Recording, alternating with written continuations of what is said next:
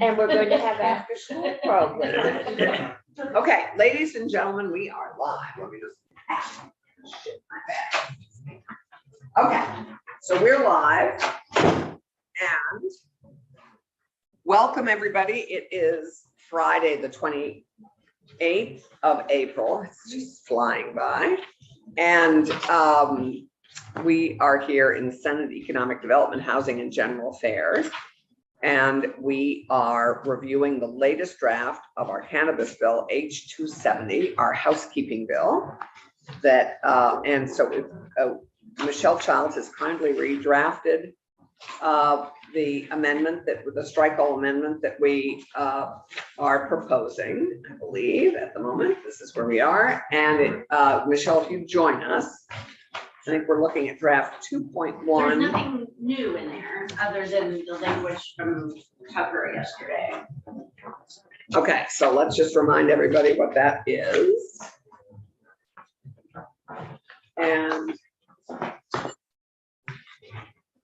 so, thank 2.1. Oh, and a new joint fiscal office note. yes, and then we're gonna have Ted go through the joint fiscal office note. We're gonna have, well, actually, I think after Michelle, we'll have Stuart and Colleen, and then we'll have Bryn respond and Ted as, well, maybe Ted, right. Let's start with Michelle, and then Ted, do you have a time constraint? I do not. Okay, Yeah. that's a dangerous thing to say. I know. Okay, great. Doesn't take long to figure that out. Okay, so Michelle, the floor is yours. Sure. So good morning, to the record, Michelle Childs, Office of Legislative Counsel, and you should have draft 2.1 of your committee strike all.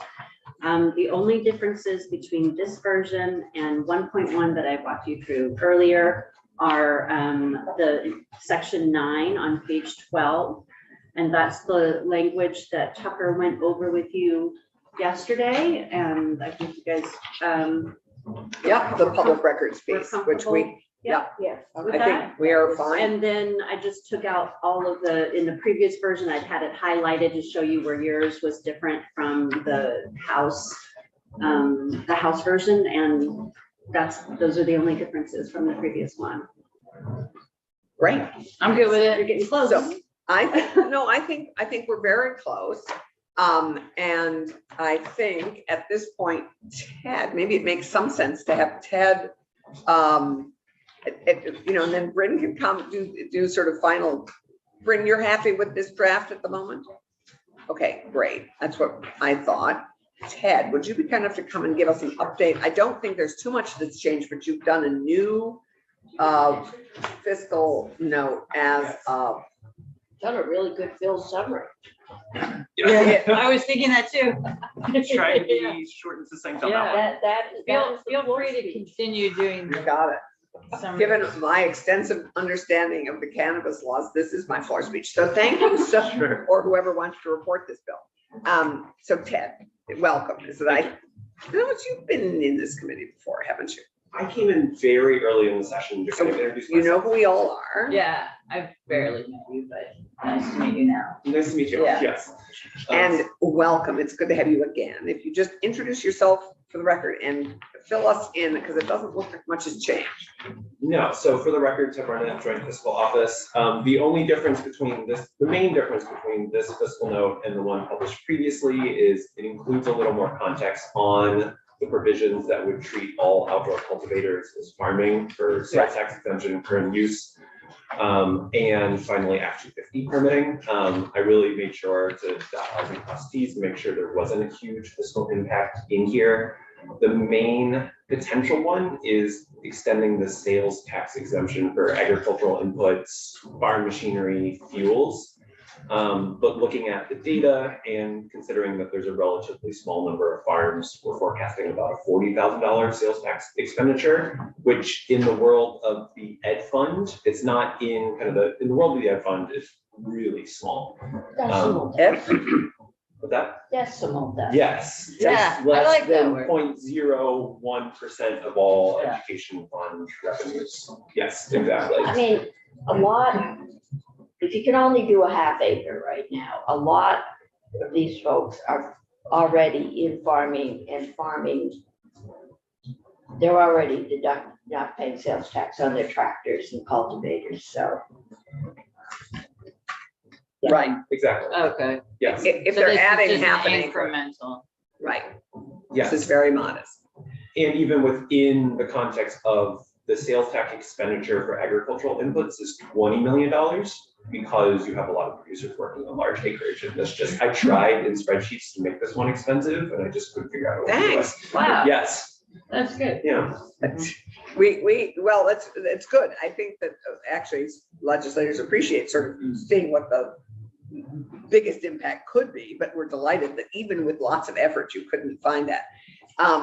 So you looked at all the tax expenditures, current use, possibly sales in tax inputs, and what was the third one? that would be Act 250 permitting.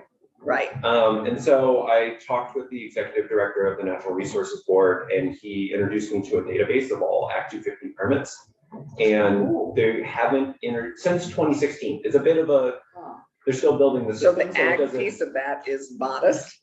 I couldn't find, there were some Act 250 permits for indoor cultivation, so converting warehouse space or existing Right. greenhouses to be explicitly indoor cultivation, which wouldn't apply here, but couldn't find in that database any Act 250 permits for outdoor cultivation. So there's a risk that potentially someone who was an outdoor cultivator would have had an Act 250 permit, but that's, we're getting in the world of. Okay, speculation and here. so we will be reviewing this obviously as we with it. Are you now the tax expenditure person? No, that is Who is that now? Is that Pat. Patrick? That is Pat, yeah. Patrick, okay, right, because I'm missing the tax expenditure report that was always, Oh, would you like it? I love it. It's one of my favorite documents. It's great, but we don't, I know, Michelle think. But I think Keisha would also say that well, in Ways and Means, it was always a very interesting document to see what we choose to exempt. Well, you can come to finance. Did they bind it up for you as a proper report, or is it all online? Anyway, We it haven't doesn't- seen it this year. Okay, Just When- one comment. I was struck at the amount of the decrease in revenue by allowing those who get medical marijuana Yes. to register every 3 years. But I think that's money well spent because it means that folks who have medical problems are gonna have reduced costs. Just a comment. I think well, it's we've worthy moved of it from doing. 5 years to 3 years in this bill, is that correct? I think it was every year for some, but it's a $35,000 decrease in It was revenue, every year. which is more than I would have guessed. So I'm just saying, it was interesting to know what that impact would be, and I think it's fine. It's good, because those are people who are dealing with Bryn, issues and medical issues, and it's okay. Bryn, what did you want to say? Nothing. To Dr. Harrison's point, that's accurate, that it reflects a reduction in expenses for the patients who have chronic conditions. Which So is that's it. So I'm good. great. Thank you, Ted. Of course. So I think we're just going to shift to the two people who actually have some, Stuart, and we're going to go to Stuart first, and then we're going to Colleen. Stuart, sure, it is great to see you always wonderful to see people in different capacities as they move through life. Welcome. It's good to have you in Senate Economic Development. We haven't had you here this year. You have Would not. you be kind of introduce yourself and share with us how you're feeling about this bill at the moment? All right. Well, thank you for having me. And have you had a chance to see our amendment I did. on the did. website 2.1? Yes. Yes, I have. Okay, So thank you, Madam Vice Chair. I see, Madam Chair, you are here as well, and senators. Thank you again for having me, giving me the opportunity to speak to this bill. I'm Stuart Scher. I'm the General Counsel of the Department of Disabilities, Aging, and Independent Living. You may know us as DAIL.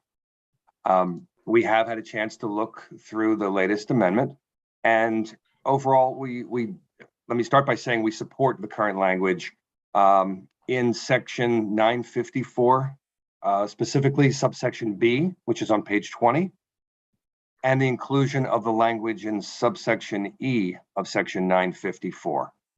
We also support the addition of sections 18 and 19 of the bill, which are found on page 22. And those are the ones that I want to speak to this morning. The first Okay. point, I'll give you a chance to find that on page 20.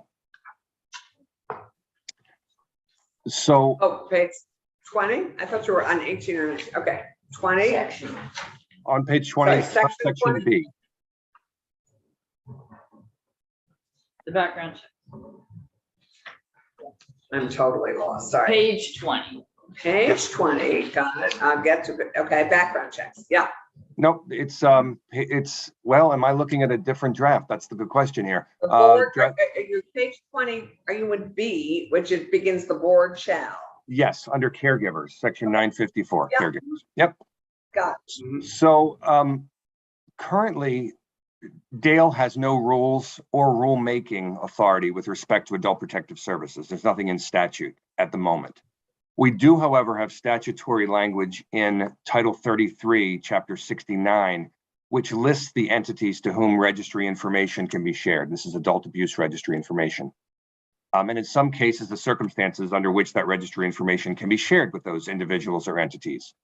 So we would simply ask that the Cannabis Control Board be added to that list. We don't believe that there's a need for a separate rulemaking requirement, and it looks as if that was removed from the latest draft anyway. So it's really just to reference the fact that we don't have rulemaking, but there's a simple way to address this, which is to amend the APS statute, which is found in section 18 of the, section 19 of the bill, which would simply add the Cannabis Control Board to the list of entities that will be entitled to receive adult abuse registry information. It's as simple as that.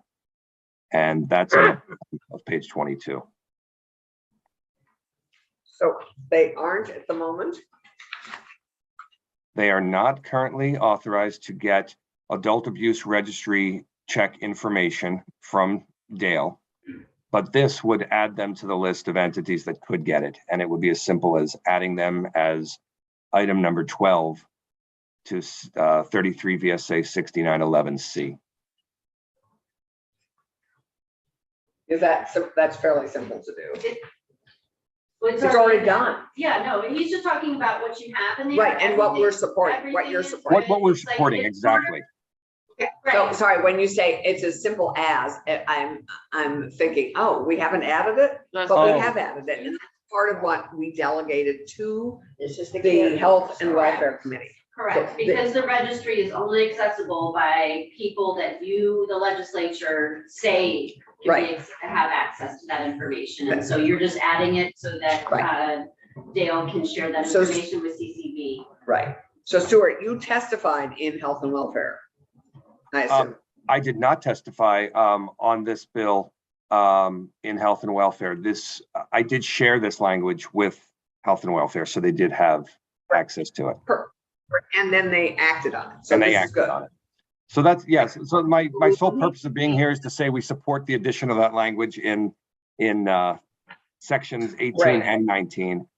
And also the addition of the language in subsection E on page 20 as well, which is a little bit of a different issue, but I'm happy to talk about it if you'd like. Right. Thank Oh, you. the two caregivers? Oh, No, no, Medicaid funds. shall not The be- Medicaid funds piece on page 21, yeah.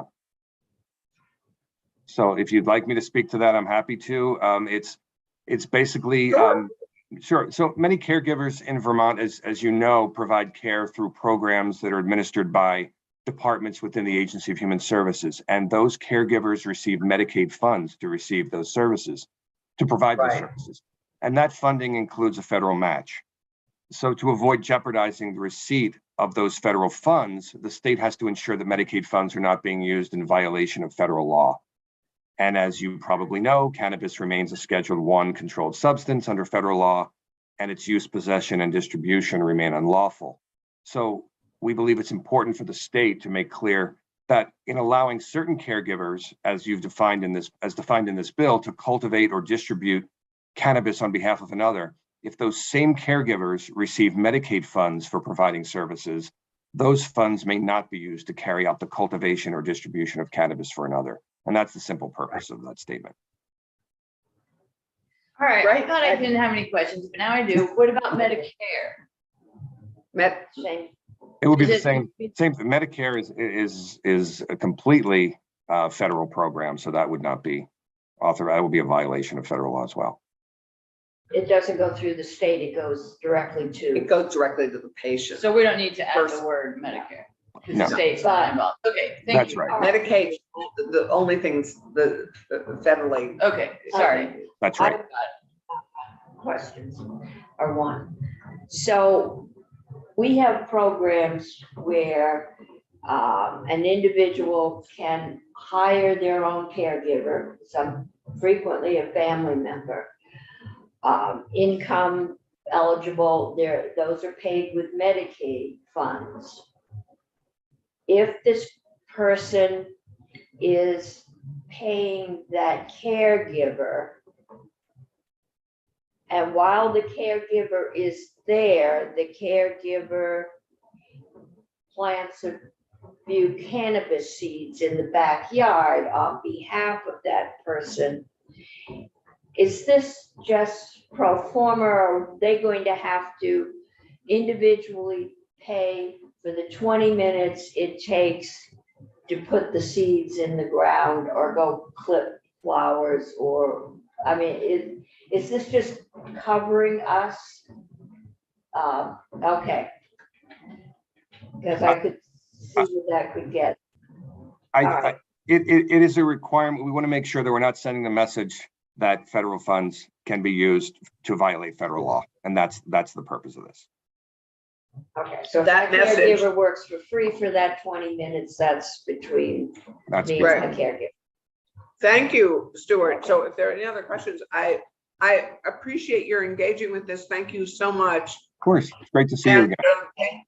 and you're okay with the study as well, that Um, they've added? I didn't see that. Which section is that in, and does that impact? That is the, I can't remember what section it is, but it follows. Where is it? The study, yeah, 21. The page 21, 23. section 21 or section 22, I think. Yeah, It adds a list of things. Yes, it's section 21. Mhm. I'm looking at it now. And just give, I mean, that was the other big, but it's the other thing that health and welfare added. So instead of- We don't have a position on that, so Great. that's fine. Well, thank you. Thank you Absolutely. very much. My pleasure. Have a Um, great day. Great, you too. And thank you for, I'm so sorry about yesterday. Oh, no There problem. we are. Thanks. As well, you know. So thank you, Stuart, and we're going to move to Colleen. Colleen McQuaid, welcome. Thank you for your patience yesterday. Of course, You no and worries. Stuart are, yeah, anyway, share with us what your concerns are and what your concerns and hopes are. Okay, so I'm Colleen McQuaid. I own Juniper Lane retail cannabis store in Bennington, Vermont, and I also am the chair of the Cannabis Retail Association of Vermont. And today I came to just talk to you a little bit about advertising. The one real concern that we have is having to get every single piece of advertising approved by the Cannabis Control Board prior to posting on social media or doing any sort of marketing. And that we would ask that requirement that the Cannabis Control Board reviews all of our advertising prior to putting it out be removed, and that we can and then the onus becomes on the licensee to follow the law, just how we are compliant in all the other ways revolving around our cannabis businesses. It creates a lot of missed business opportunity because of the lengthy process that we have to go through with the Cannabis Control Board to get everything approved. And Michelle, I know that the advertising sections I thought were early in, but the ag has bumped and changed Right, the sections. What? it's just a small change to the standard. Looks like page 4 is definitions, advertising. Yeah, I thought it was yes, early on. in the in the bill. definition, the top of page 4. Yeah. And, But that's just in the definition section. There's another separate advertising section that talks about all the requirements around advertising. okay, maybe that's what we should look at, and that is, It's not in here because you're not amending. oh, it. because we're not changing it. Okay, so your concern is a more fundamental concern, Colleen. And thank you, and I guess at this point, I'd invite, and that's it, that's your request, that's your. That was just main a request. It would really just take, it would be a huge change for us. It's a small change that would have a lot of weight, like I've been one of the people that have gotten my advertising approved through the Cannabis Control Board, and I've been very successful in it, but it takes the time and the effort, are a lot, especially I'm someone who's now proven that I'm going to do it the right way. I'm trying to follow all the rules, and I think that we're all in this industry trying to follow the rules, and it's creating an extra weight on the Cannabis Control Board that does not need to be there. Well, thank you for that, and I think at this point, we'd invite Brenna to both respond to that, and I would just say, as a novice in this whole world, modest, not a novice, I would say that this is a housekeeping bill, which you've heard probably me say too many times. And any major change when we're only 9 months into this market, I think many of us are loath to change too much until we've had a little more time with it. Not even a full year. Can I say, I'm sorry. Can I just finish my thought? Sorry, So, I didn't mean to interrupt you. I think that we've all heard this as a concern. I think it's duly noted. And we'd love to hear at this point, given how young this market is, that I think we'd love to hear from the Cannabis Control Board. Okay, Britt, here. So for the record, Bryn Hare, Executive Director of the Cannabis Control Board. I thought it might be helpful for a brief review of what the advertising statute requires. That's because it's not here. Because it's not in the bill. So essentially what the statute requires is that, as Colleen indicated, all of our licensees are required to first seek approval for their proposed advertisements with the board before they publish them, before they become public. So it's essentially a check, like a regulatory check on advertisements before they are disseminated to the public, and a partial list of the requirements that the statute imposes on licensees for their ads are: they can't be misleading, they can't offer prizes or inducements or giveaways or freebies or free samples, they can't be appealing to anybody under the age of 21. They must contain the health warning that the board adopted in consultation with the Department of Health. They can only run in a medium with an audience composition of not more than 15% of the audience composition can be under 21. The licensee is required to demonstrate that the audience composition data meets that threshold requirement, that no more than 15% of the people that would be exposed to the ad are under 21. I've got a complaint from a local community newspaper who says, and newspapers are struggling, that they're losing thousands of dollars because they can't advertise cannabis. Is this because a generally distributed newspaper can't guarantee, if it's in the home, that somebody under 21 is not looking at it? But I can get liquor ads for New Hampshire prices in my newspaper at home. So most of the newspaper publications are able to do audience composition data analytics to provide to us to indicate that the threshold either meets or doesn't meet the criteria set out in the statute. So most newspapers are able to compile that data. So if they cannot meet that audience threshold, then they wouldn't be authorized as an appropriate medium for a cannabis establishment ad pursuant to the statute. But if they can meet the criteria, then we would authorize an ad to run in that paper. So have you authorized ads to run in newspaper? Yes. Okay. So as the law stands now, we verify we verify that proposed advertisements meet that list of criteria when a business submits them to us for approval. And since we've been reviewing these proposed ads since November, on average, we approve about half of them. And roughly half of them we deny for a failure to meet one of the statutory requirements for the advertisement. Usually it's the audience composition requirement. It's a tough threshold to meet. So we impose no fee on the review. So we review the ad, we provide feedback to the licensee. It's not just a straight denial. We say, here is why this ad doesn't meet the requirement. We provide them feedback. Often they resubmit and they get approved. So there's no fee for that. And I would just say that without that requirement, that the CCB review ads prior to their publication, those requirements will still exist. And the CCB will have to go after, so it will put us in a position where we will have to go after people whose ads are run and don't meet the statutory requirements. How long does it take? Yeah, that this was- Process. 1 week, we review, we have a standing weekly meeting that we review. I see a head being shaken in the That's not background. true. strong. So That is not Colleen true. will let you respond Sorry. in 1 second. Okay. It may be that early on in the process, it may have taken us longer. We are up and running now where we get advertising submissions and we review them on a weekly basis and get back to people within a week.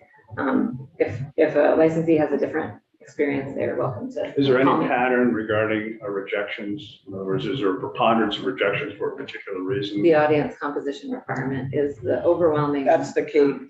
And does that affect print? It affects print, it affects. Social media. Well, social media, I mean, that's where kids go. I can't ever remember seeing my grandson sit down and pick up the Times Argus in my living room. They're too focused on their screens. But if that's coming into their house, that's part of their composition. You know, because you've got 150 homes and 100 of them have minor children in them, that keeps the print media from, I assume, making the audience composition, even though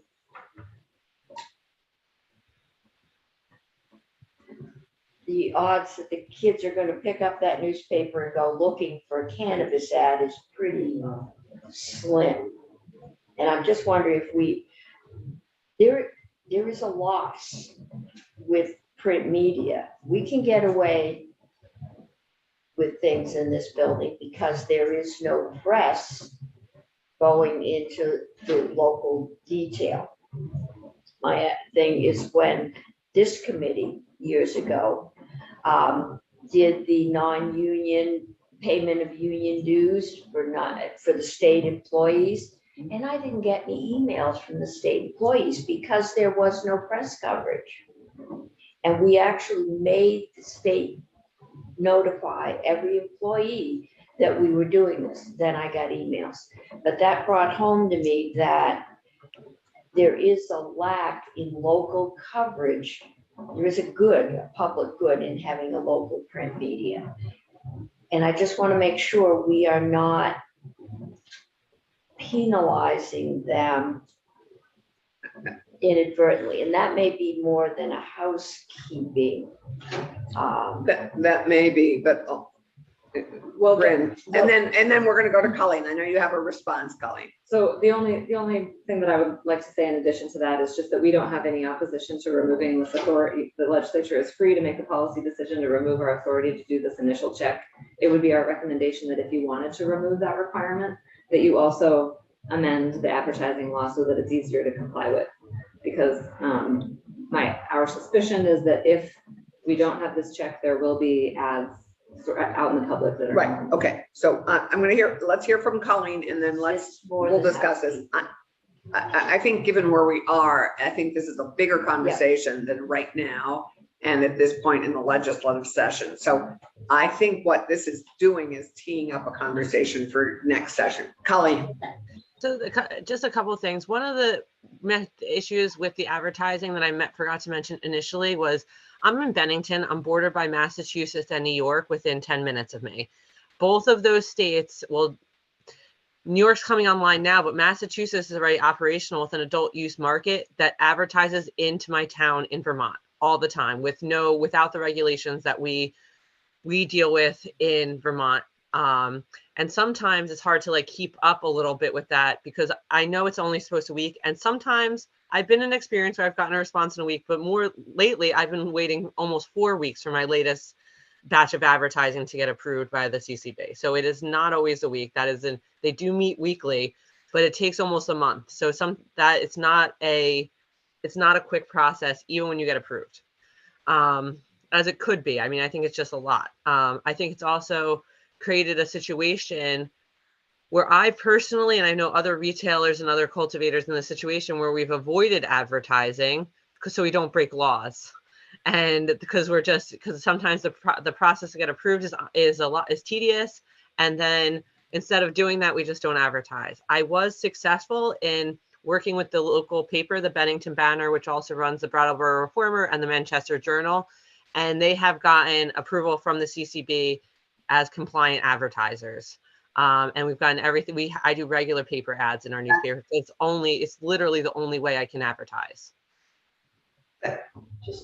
And any other questions? I think it sounds like, I think that this is worth a bigger conversation. And but I also think we need to let this happen for a year or so. I think we were trying to put lots of guardrails around this emerging market. I think one of them that gave more people confidence was having fairly strong oversight on advertising. And I think we'll be hopeful that now that the Cannabis Control Board is up and running and working so efficiently in so many areas, that they will continue to turn out their reviews and responses to cannabis retailers in the week timeframe that they're hoping to do, which is, it's good to have that as their objective. But at least for me personally, I think that this sounds like this has enough rabbit holes to go down in advertising that I think this is a conversation that the retail industry and the Cannabis Control Board should be having this summer and fall after we've been up and running for a year, and really review what we could do and come back to the legislature with a plan for how we can tweak it in a way that works for both of you and works for all of us who want to make sure that, and we're facing the same challenge with the sports wagering bill, quite frankly, which is, how do we market things to people, but only 21 and above? And it's the same, it's a similar challenge.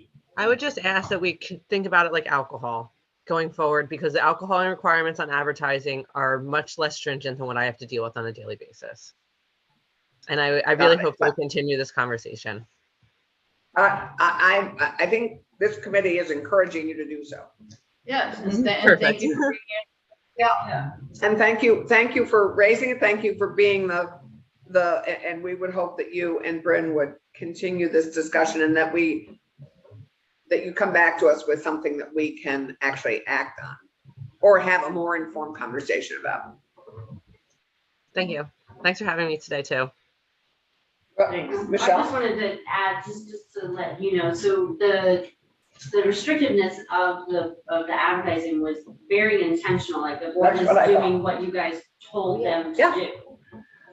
So when the legislation was being debated in 2020, and there was a difference between the House and the Senate on advertising, and there were a lot of folks on the House side that wanted to ban all advertising, and it was our office that we felt as though that raised serious constitutional concerns.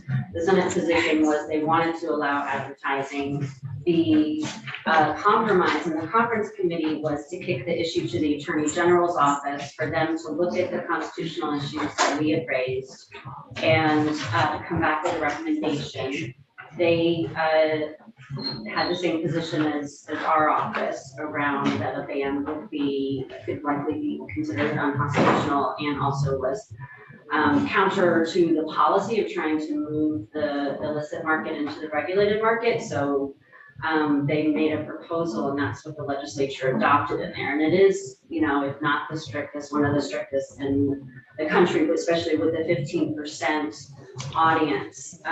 So, you know, you can certainly decide that it's a different legislature and you may, you know, change that or whatever, but I guess I just want to say the board is doing what you told them to do. Exactly. Thank you. Jill. So Jill Stanhope here for the Vermont Medical Society, and I would just say that we really support these advertising restrictions right now because we're just getting all the prevention frameworks in place as well. And so we know that youth and young adults have some of the highest rates in the country of using cannabis right now. And so the other thing is websites make it pretty easy for people to also market where they are, what they sell. And age gating, I don't know if you've done that, if you've just tried it, gone to a site and said, yes, I'm 21. It's pretty easy. There's not a real, that's a pretty false barrier. So I understand that it's difficult because people are trying to start their business, but they do have web pages.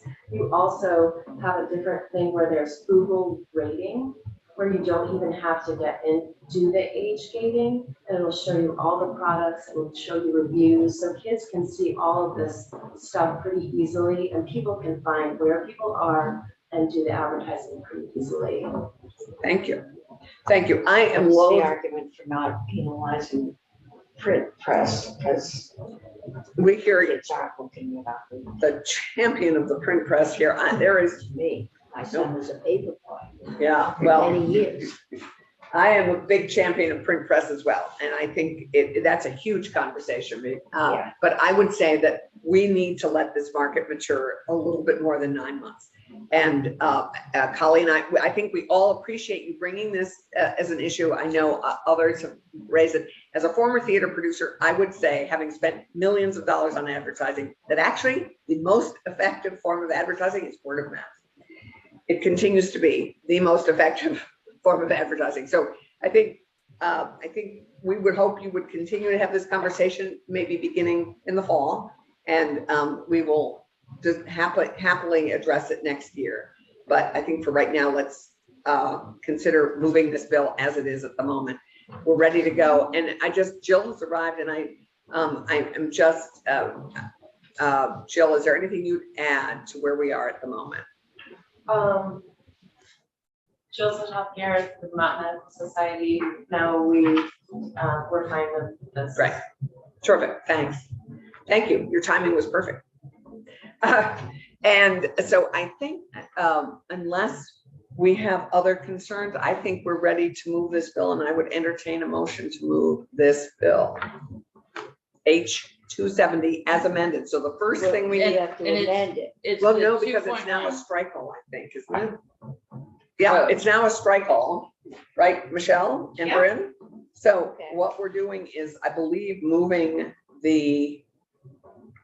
not moving to amend it with the strike all, we're just moving 2.1 of H-270. You're voting on your. Draft 2.1 of H-27. So we're voting on the amendment first and then on the whole bill No, as the struck whole all? I bill, don't the think so. amendment is the bill. Yeah, Mr. Clerk.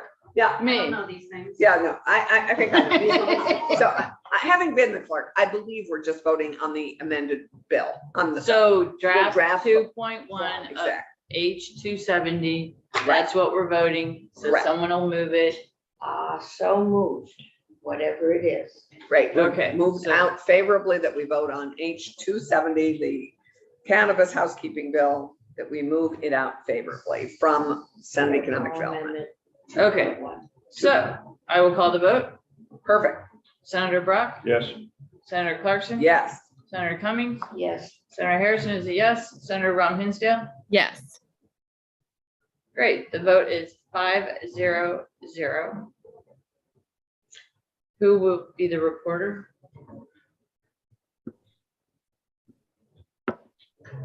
Wendy and I Want me might to do do it it? We'll together. help you. All right, I can do it. Well, would you like to do I the cannabis like bill? a lot. Yeah, because you I think- don't want to do the liquor bill. That's So true. guess who's stuck doing the liquor? I'm on to you, Harrison. Great, if you would take on cannabis, that would be terrific. Okay, That's great. just get Will it out do. of here so I can get it. I know. Well, That's what I'm trying to do. You get both of them. I've already said, I know these two bills are coming and I've got them. I know. Well, look I at, don't oh, remember look what at the fee our is new in mother is here, but smiling like, We're gonna be forced to listen to this all all over over again. by next again. you can limit it to the areas that you need to I limit it. try. Ladies Okay. and gentlemen, thank you. With that, I would entertain our taking a break. The one thing we're gonna change is Randy kindly has agreed to do the confirmation of Michael Harrington. Oh, wonderful. I will do the other two unless one of you would like to do them, and unless you'd like to do Wendy Knight. I'm good. Okay. Michelle and Bryn, don't go without saying. Thank you. And Ted. No, she said she's escaping before any more damage is I know, done. we Listen, I don't know. think we've damaged things. I think this has been good. Thank you for your help. Thank you so much. Thank you both. I And will we're gonna have need your questions. help. Thank you. And thank you, Ted. Thank you, Jill. Yeah, bye. And to your question about local option taxes, they do apply to cannabis. What? Local option taxes do apply to cannabis. So that's good because I think a Thank lot you. of us did not know that. Yeah, it's from the Department of Tax. Okay, the public is learning this at the same moment. It is a sales tax. Yep. So I just want to clarify. Thank you. Yes, of course. I think closed door. Yeah, we're still online. Thank you. Thanks, Ted. I just want to clarify with Michael Harrington's confirmation. I believe the vote was not 500, which I have at the bottom of that. I think it was 401. Do we? Because I think Keisha wasn't with us that day. We can make. So I think it's reported in the. I just want. I don't remember voting on it, so you're probably right. Says 500. I know, but that was me last night at 11 o'clock. Yeah, sorry, it was 401. I thought of that this morning in the shower. Good for you. Yeah, right. I know, Details, really yeah. important detail. But you did vote on Wendy Knights, as I Yes. recall. Yes. Yeah, thanks. So I think let's take a break until 10 o'clock. And I'll just say on the record, I would have voted for Commissioner Harrington. I'll just say that on the record so that it's somewhere. So Randy, if you feel like adding that, you're welcome. But Or one would have won. Yes, exactly. Yes. Would have, could have. Madam, Vice Chair, yeah, we're scheduled to be at 10:15. then That's I. when people are looking for us, so I think that's when we should That, reconvene. I am sorry, I 10 o'clock was the last number in my brain, but you're absolutely right, that's when we scheduled No, the but we break. can go ahead and take a break. I just wanted Yep. to say, let's reconvene at 10:15. Absolutely, we are reconvening at 10:15. Okay. And are we getting alcohol out today? I'm hoping that we will get alcohol out today. If we get those upstairs, I wonder if they, Oh, and I, no, they can't. well, I can do There'll it be a now on notice, this. so. Yeah, we I need to won't take do this it upstairs, cannabis. But once we've voted, I can schedule to start taking You testimony. can also Oh, yeah, ask that's good. pending notice on the notice calendar. No, I just, once it's finalized in here, I can start taking We can do testimony. anything, yeah, absolutely. I We get think rid we of it can go quickly. offline